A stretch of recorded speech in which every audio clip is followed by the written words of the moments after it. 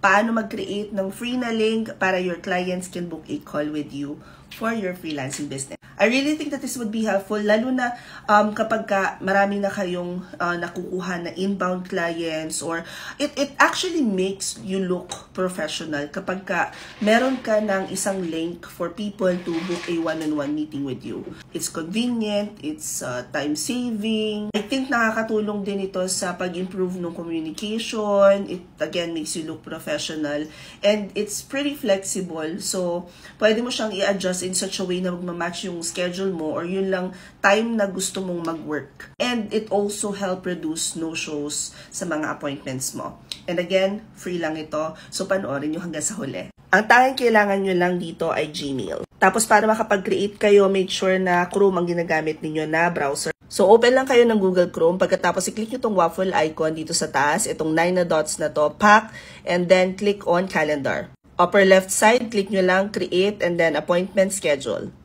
If you want further tutorial, you can click on take a tour. But since familiar naman ako dito, all I have to do is, number 1, create a title. So, sasabihin ko na lang dito, one-on-one.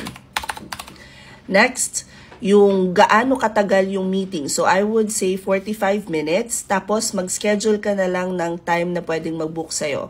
So, for example, for the purpose of this tutorial, sabihin ko na lang available ako between 7 p.m. until 10 p.m.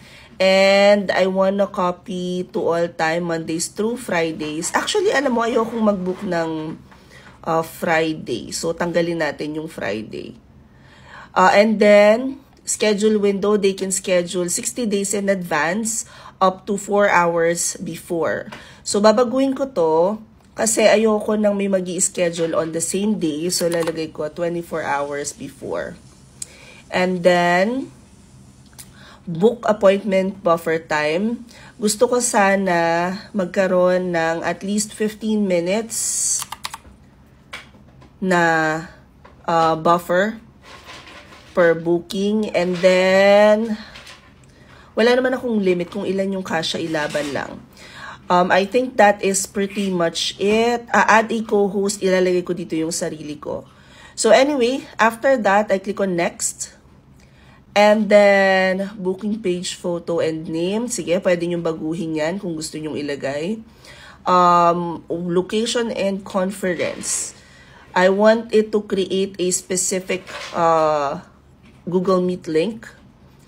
And then, pwede kayo maglagay ng description dito. So, kayo nang bahala mag-ano dyan.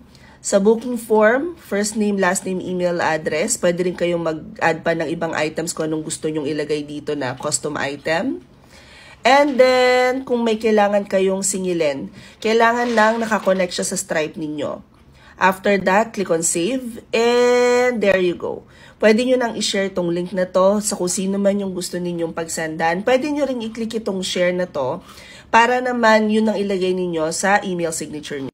Super easy, libre, pwede ninyong pagpraktisan kahit wala pa kayong ina-expect na mga client meetings or appointments. Hope this helps. Comment any questions you guys have about working from home. Follow for more work from home chismis. Bye!